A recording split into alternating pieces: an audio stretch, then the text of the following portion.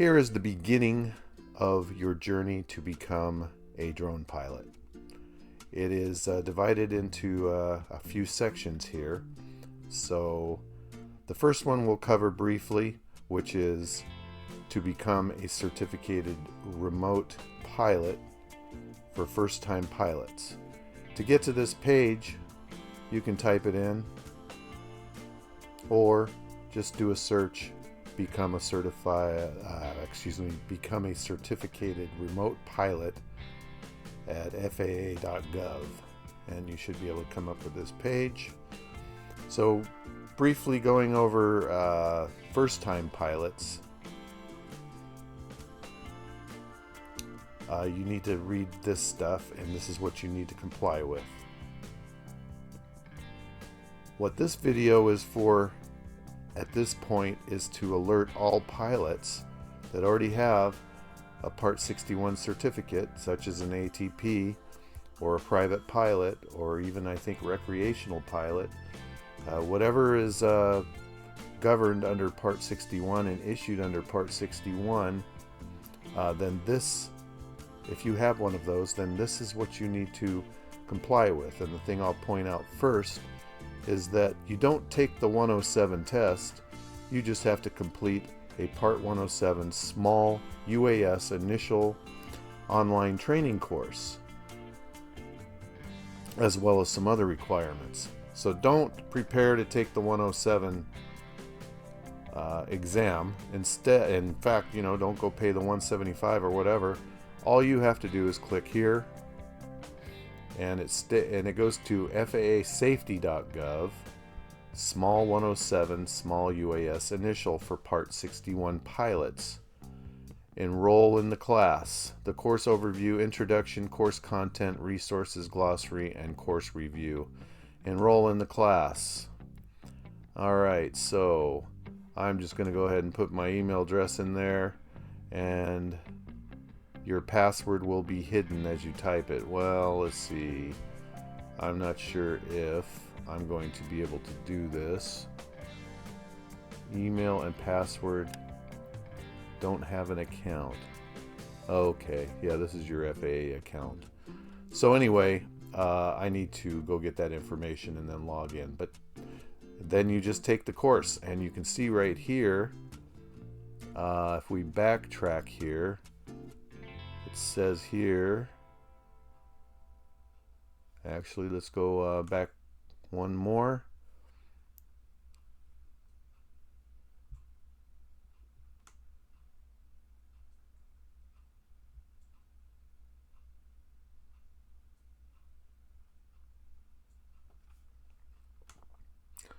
The cost was listed here somewhere, which is nothing. Oh, here it is.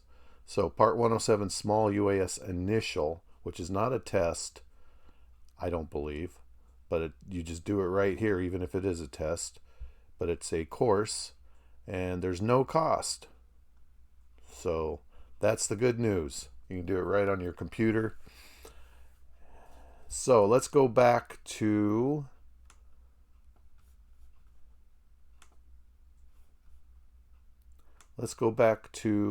first-time pilots. So again, if you are a pilot already, an airline pilot, a private pilot, a recreational pilot, if you have a license already or a certificate that's issued under Part 61, then you don't need to take the 107 test.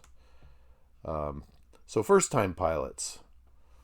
To become a pilot, you must be, and this is for drone pilot, at least 16 years old, be able to speak, read, write, and understand English, be in physical and mental condition to safely fly a drone, pass the initial aeronautical exam, unmanned aircraft general, small UAG. And that will be actually shown in Part 107. In fact, that is the name of Part 107, Unmanned Aircraft General, small. So, again, if you are already a pilot, do not take the 107 exam. Just come to this page, scroll down, and go to existing Part 61 certificate holders, which we'll read in a little bit and go over. But again, you've got to take the initial 107 small UAS initial right here. You just click there and you can take it right there, the course, and maybe an exam after, but it's not something you have to pay for. Existing Part 61 holders will come back. You do have to do some online recurrent, just like 107 guys that have to take the test originally. So to become a certified remote pilot, if you do not have a pilot license already,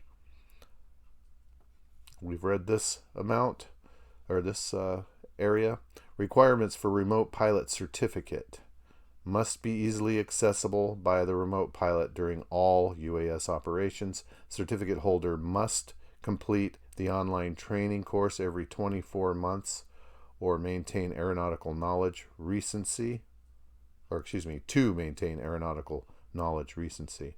Now, I don't know if you need to take that initially or if the 107 counts for that right now, but we'll follow up on that later. Navigating the process to become a drone pilot. We're not in Part 107 yet. This is just a page the FAA has on their website to navigate the process, which I wish I had gone to a few weeks ago. Navigating the process to become a drone pilot. Step 1, obtain an FAA tracking number, an FTN. So you need to go to IACRA, Integrated Airman Certification and Rating Application, in order to you have to have a tracking number before you can take the test. Schedule an appointment with an FAA approved knowledge testing center after you have your FTN. And an FTN, you're going to have to make a IACRA account and have a password and username and all of that. Once you have that, you'll supply that to the FAA approved knowledge testing center, and if you click on here, find a test center. So this is who does this. I guess the FAA is outsourcing this to private entity PSI. I assume they're a private entity. View test authorization requirements. Here's a reminder. New user. Create an account to get your FAA tracking number. That's the IACRA. So a reminder there to do it again. You can actually create the account right here. And then see, create an account. Yeah. So you can just create your IACRA account right here.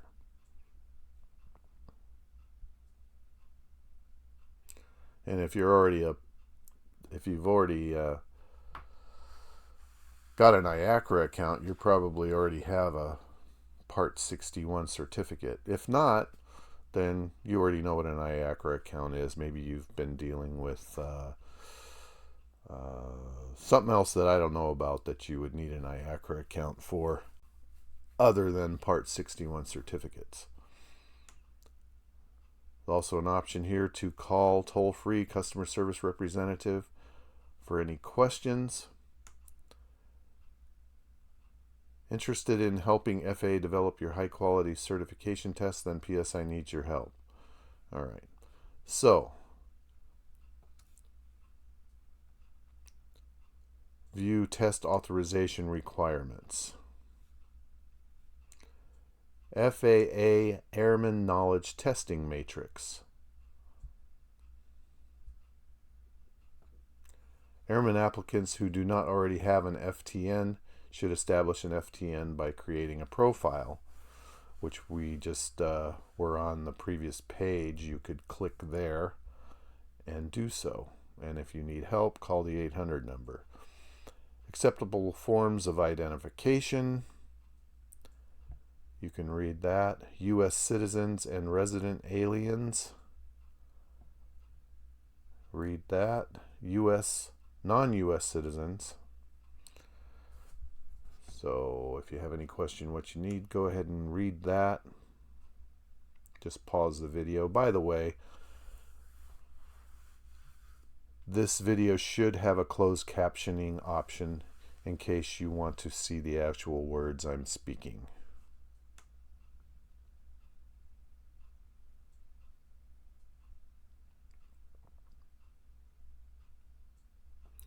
So again, just pause there and read that if you're not sure what identification you need to have.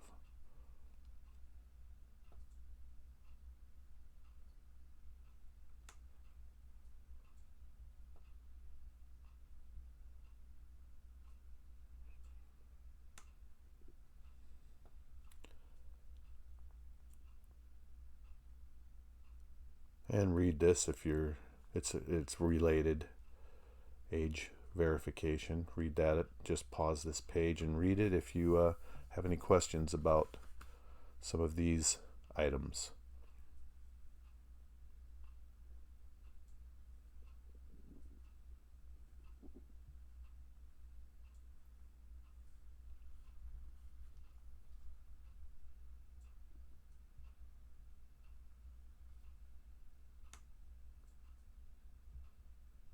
I'm not going to go over this stuff. I don't really understand that myself yet.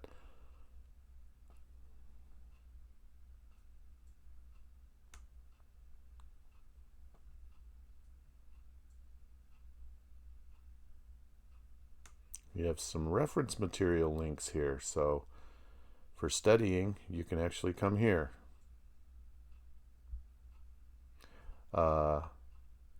And it looks like the only thing you're going to need to study is Part 107, because under Part 61 there's nothing to do with drone pilots that I know about.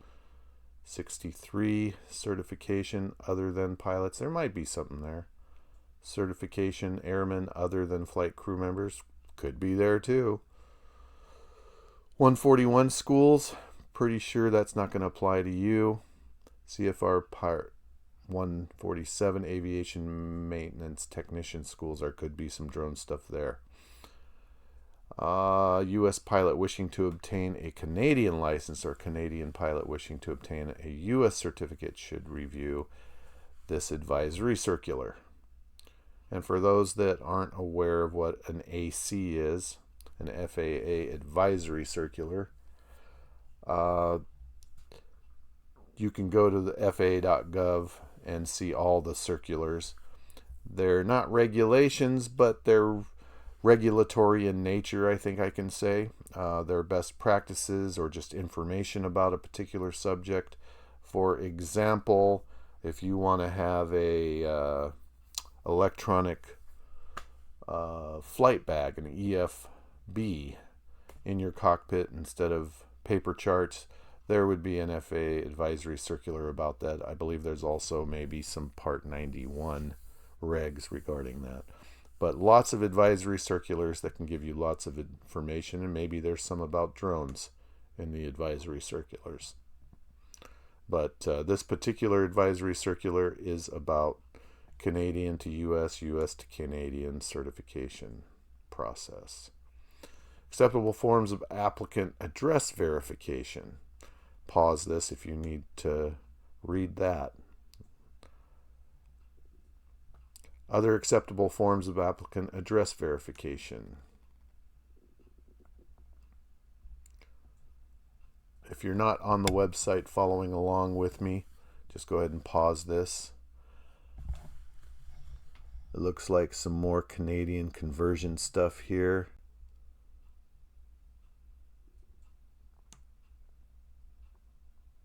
As well as maybe something else. I'm not going to go over it.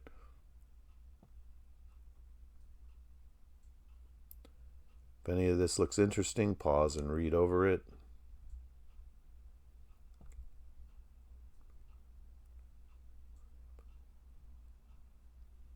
Again, none of this is applicable as far as I'm concerned.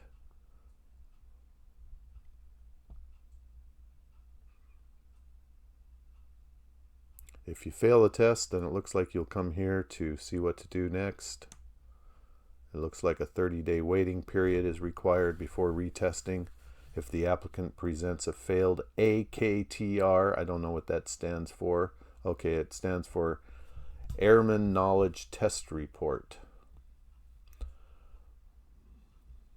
So if the applicant presents a failed AKTR but no retesting endorsement, and that's note 1,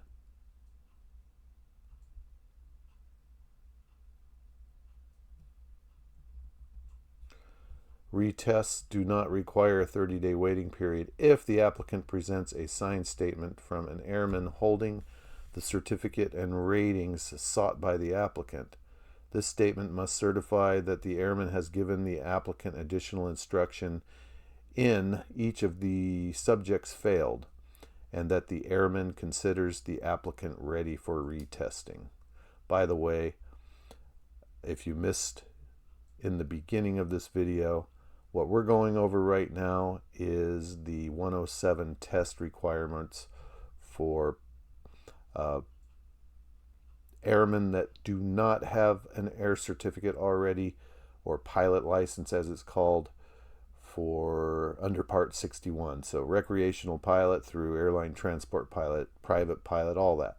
If you have one of those already, you don't need to take the test.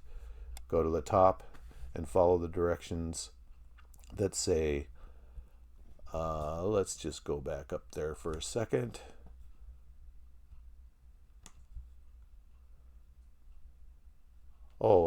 Yeah, we're in a different document. So just go back to the original document from the beginning of this video and go to if you already have a Part 61 certificate, something like that.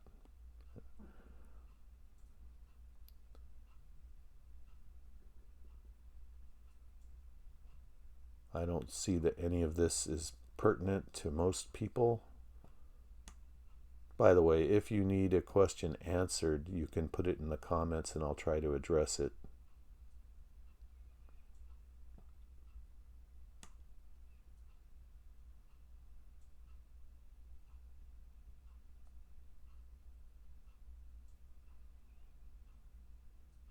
I'm going to just go really fast through all of this.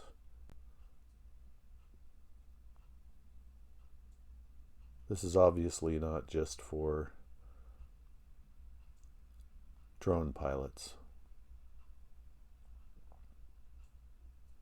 Well, here's something that relates to us. Unmanned aircraft systems, Airman Knowledge Testing Supplement for sport pilots, recreational pilots, remote pilots, and private pilot. Interesting. Unmanned aircraft general small.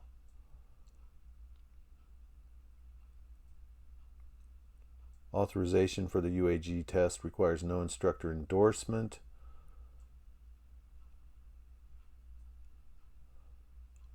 Or other forms of written authorization. Acceptable forms of retest, expired AKTR, failed. Well, let's just open this supplement and see what's there.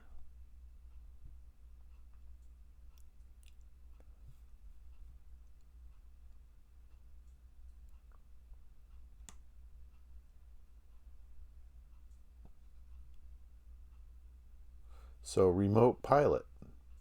So this is a document you can download right here. All right. Didn't know about this.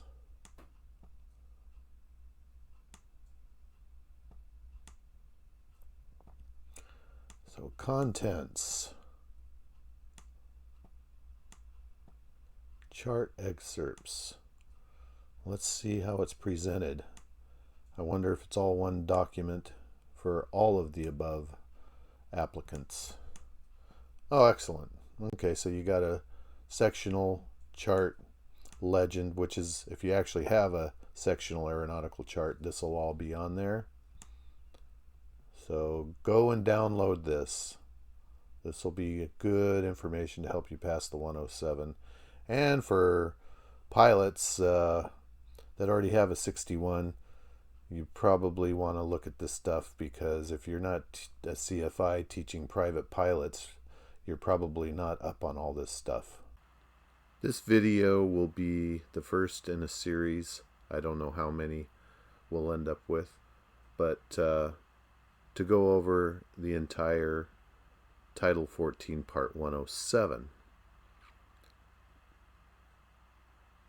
I just bought a DJI Mini 3 from Costco and did not realize that I would need to have a license or take a test in order to upload videos to YouTube if you're monetized, and probably ought to take the test anyway if you're uploading videos to YouTube with the intent of being monetized. Probably a gray area. So I would recommend taking the test for 107 regardless of whether you're monetized or not. And of course, if you're using it for any commercial purposes whatsoever, if the intent is that you are going to earn money from it eventually or immediately, then you should take the 107 test. So my intent here is to go over all of 107. I am a former airline pilot and current corporate jet captain, and so I do know a lot, and I am a former instructor from a long time ago for private pilots, and most recently in the flight sim for the ATR 4272-600. So a lot of the items that are on the test I am very familiar with, but there is a significant amount that I'm not familiar with because it's specific to drones. I have no experience with drones except for the past month after purchasing this drone at Costco. So when we do open up the regulation pages under ecfr, Title 14 and Part 107, you should follow along and go ahead and read the regulation, and I will give some kind of explanation to the regulation. I've already read over the first subpart A, and this video will contain all of subpart A. And again, the point of this is to prepare you for passing the written test. What I know so far is that it cost about $175, and this is currently June of 2024. And for me, I live up just below Abbotsford, Canada in the US, near Maple Falls, Washington, and I have to drive probably 2 to 3 hours to go take the test down in the Seattle area. And to reiterate, this is for the United States FAA authorization to fly a drone for commercial purposes. That's what this video is regarding. So I wanted to also reiterate that it appears that we only need to study 107. Initially, I thought we'd have to study Part 91, which is the rules for pilots in manned aircraft. But upon further evaluation, I have determined that it's all under Part 107 for us, all the laws. Also, under Part 61, you usually find that's where you find all of the regulations for getting your private pilot license, a recreational pilot license, commercial, airline transport, multi-engine, instrument, all of that. All of those requirements are under Part 61 of Title 14, but it appears that everything we need is under 107.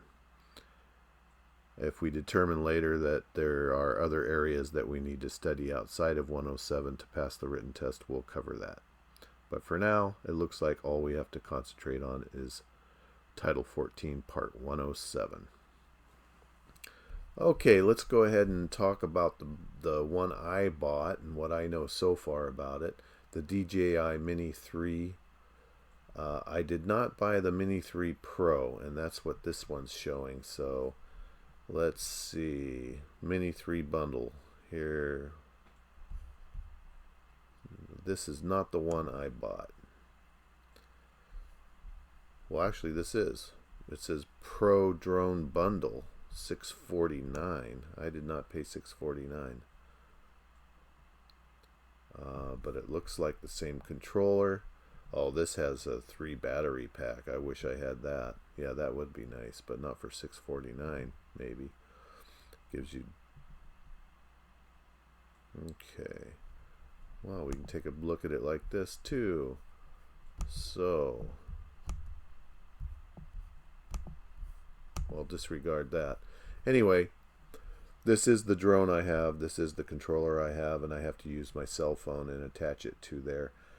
And you have to use the correct cord, because I used the wrong cord that they provided initially. But we'll get into the specific drone maybe in another video. But just so that you know, this is the one I have. This one is less than 0.55 pounds, which is less than 250 grams, which gives us a more lenient set of rules. We'll go over that later as to what that allows you to do, but what I think at this point is that if it's under 0.55 pounds, which this drone is, or 250 grams or less, you don't have to register it with the FAA as long as you're not using it for commercial purposes. You still have to follow all the 107 rules and be aware of them. But you don't have to register, and you don't have to have the 107 license unless you're using it for commercial purposes. That's what I understand so far. With that being said, let's get right into the regulations. And I like to start from the big picture. Where do the regulations actually come from? They come from the Code of Federal Regulations, which now are called ecfr because we have them available in their current form online. And up here you can see in the address bar, it's www.ecfr.gov. That is the real set. Oops, what happened there?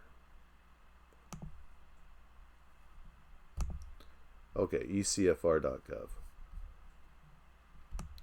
We'll go straight to where we're concerned with initially, and then I'll backtrack here a little bit. So we're looking at Title 14, Aeronautics and Space. These are all the federal regulations that have to do with aeronautics and space. And Title 107, or excuse me, Part 107 under Title 14 is going to be under Chapter 1, Federal Aviation Administration, Department of Transportation, between 1 and Part 199. But before we click on there, let's just look at some of the other federal regulations and the titles to get you a feel for the big picture of the federal regulations. So some of the things that some of the areas that are shown here are Title 10 for energy. That's going to have to do with nuclear reactors and stuff like that. We have federal elections. Here's all of banks and banking. Again, these are federal regulations, not state or city. I was looking at this with my daughter because she's a school teacher and she is regulated under state regulations of the state of Washington. But there are some federal regulations for education as well, which the Secretary of Education is in charge of. But again, all of these laws come from Congress. A bill is introduced, the lower house or the House of Representatives votes on them. If it's passed, it goes to the upper house or the Senate, and if it's passed there, then it goes to the president's desk, and the president has the option to veto it or pass it into law. That's where all of these regulations come from. So anyway, you have education here also, parks and forests, the postal service, public health, and it goes all the way down to wildlife and fisheries. By the way, transportation is something I've had to deal with for aviation. So under Title 14 is where all the laws are regarding aviation and aerospace. But Title 14 we've had to deal with because of certain elements such as hazmat. So hazardous materials are governed under Title 14. And whether you can carry them or not, even if you don't carry them, you have to know about them to know how to handle a situation if you get some hazmat on your airplane inadvertently, or or what you can carry that is not considered hazmat, or the certain amount of items such as dry ice that you can carry up to a certain amount, and above that amount it goes into the hazmat restriction section in Title 49. Anyways, so we're dealing with Title 14 only, aerospace, aeronautics, and space. And going to Title 14 and 1 through 199. And we will choose that again right here, Chapter 1, okay. And again, you can just search for Part 107, but I wanted you to know where it actually comes from.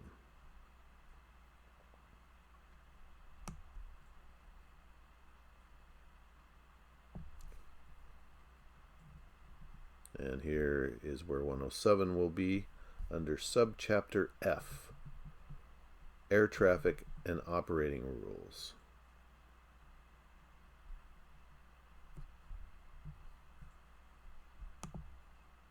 And specifically for drones,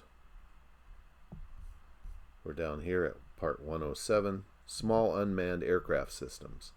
Sometimes you will see UAS in capital letters with a small s in front of it. That's where this comes from. Part 107's title, Small Air-Manned Aircraft Systems. So please follow along here. I hope it's not too blurry on the screen here. So applicability. Basically, it's saying that this Part 107, by the way, before I go further, we're going to cover all of Subpart A, which goes down to Subpart B, ending in 107.9. And we'll complete the video today, and then the next video will begin at Subpart B, 107.11.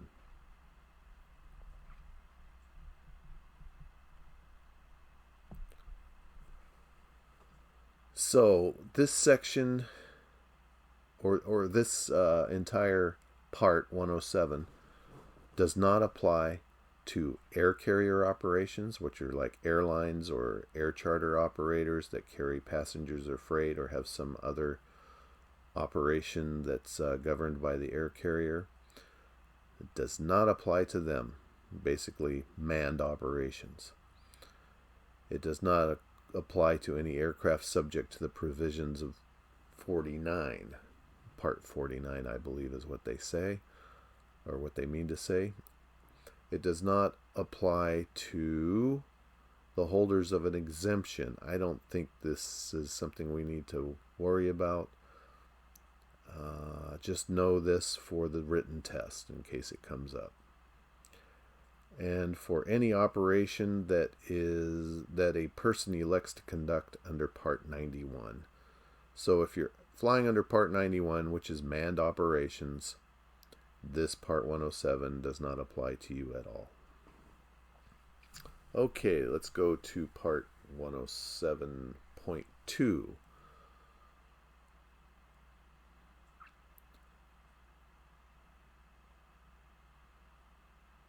Just memorize this for the test. The provisions of Part 21 of this chapter do not apply to small air-manned aircraft systems. I've looked that up and it clearly doesn't have anything to do with us.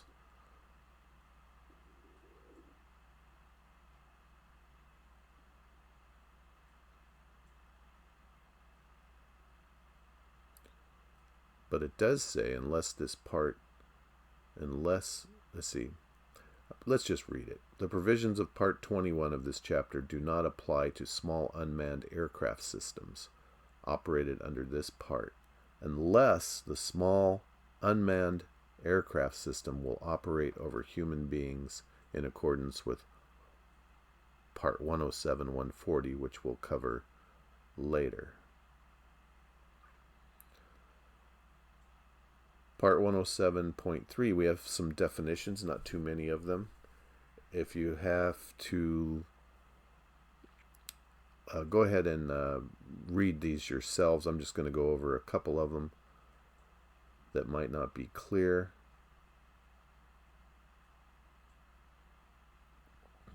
Small unmanned aircraft means an unmanned aircraft weighing less than 55 pounds, not to be confused with 0.55 pounds. So, 55 pounds, that's a pretty big UAV. And small unmanned aircraft is less than 55 pounds. Small unmanned aircraft system, small UAS, means a small unmanned aircraft and its associated elements, including communication links and the components that control the small unmanned aircraft, that are required for the safe and efficient operation of the small unmanned aircraft in the national airspace system. Unmanned aircraft means an aircraft operated without the possibility of direct human intervention from within or on the aircraft. So an unmanned aircraft is an aircraft that is not a manned aircraft. No humans are on board this aircraft operating it. A visual observer, which we'll learn more about further into this Part 107, means a person who is designated by the remote pilot in command to assist the remote pilot in command and the person manipulating the flight controls of the small UAS to see and avoid other traffic or objects aloft or on the ground.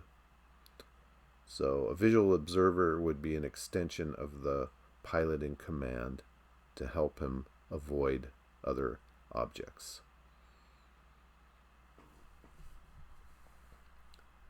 (107.5) Falsification, reproduction, or alteration. Bottom line, tell the truth in your paperwork, in your statements.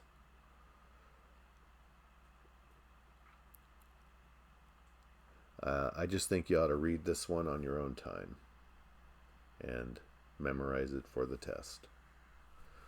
107.7 Inspection, testing, and demonstration of compliance.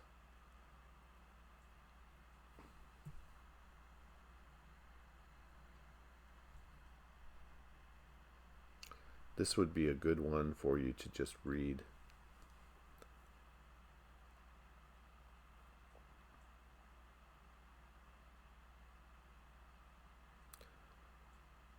So the main point here is that you have to show your license or any required paperwork if asked by the FAA administrator or his representative, or which basically means an FAA inspector. He can show you his badge. I think it's called a 110 badge or an A110. Anyway, an authorized representative of the NTSB. And again, they should be able to display the appropriate badge. But you also have to comply with the request if a federal, state, or local law enforcement officer asks to see your documentation or your 107 certificate. An authorized representative of the TSA. Okay, just read this in detail so that you can be ready to pass the test on this question. But the main takeaway again is even law enforcement that has nothing to do with aviation can request that you show them your license and your ID. And when I say license, I mean your 107.